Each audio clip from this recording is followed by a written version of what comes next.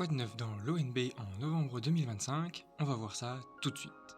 Ce mois-ci, nous avons ajouté deux nouveaux attributs au filtre multicritères ou outil de ciblage et de prospection. Ces deux attributs sont produits par URBS grâce à des algorithmes de reconnaissance d'image. Il s'agit, pour chacune des adresses d'un territoire, de savoir s'il y a ou non des panneaux solaires et une piscine.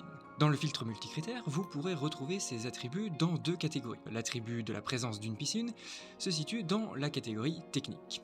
Quant à l'attribut décrivant la présence de panneaux solaires, vous le retrouverez dans la catégorie énergie. Dans le cas de ce scénario ici, j'ai fait un double repérage avec à la fois les bâtiments ayant une piscine et ceux ayant également des panneaux solaires. Comme pour tous les attributs, vous pouvez accéder à la fiche descriptive correspondante en cliquant sur le petit i juste ici. Cela renvoie vers notre documentation dans laquelle nous décrivons plus largement le process de deep learning permettant de détecter les panneaux solaires et les piscines à partir des images satellites.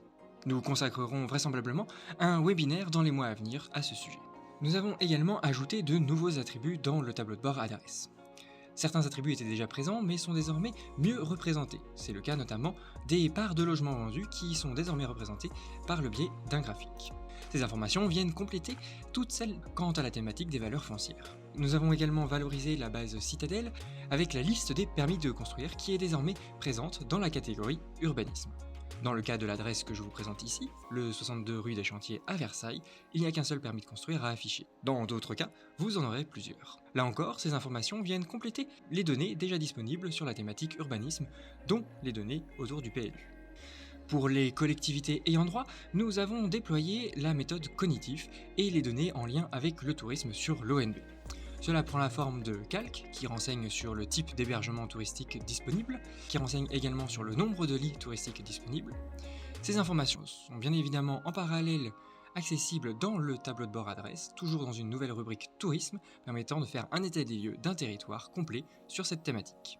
Les informations quant au tourisme sont aussi accessibles dans l'outil de ciblage et de prospection au travers des deux mêmes attributs, le type d'hébergement touristique et le nombre de lits touristiques. Cette méthode, co-construite avec le CRMA, est particulièrement adaptée pour étudier l'hébergement touristique dans les zones de montagne. Elle a pu également être testée sur certains territoires en bord de mer. Et enfin, et toujours pour les acteurs ayant droit, nous sommes désormais en capacité d'intégrer au sein de l'ONB les fichiers fonciers non anonymisés. L'intégration de cette donnée prend la forme d'une liste des propriétaires personnes physiques disponibles directement dans chacune des fiches adresses. Cette liste vient compléter la liste des personnes morales déjà disponibles. Ce sera tout pour les nouveautés de ce mois de novembre 2025.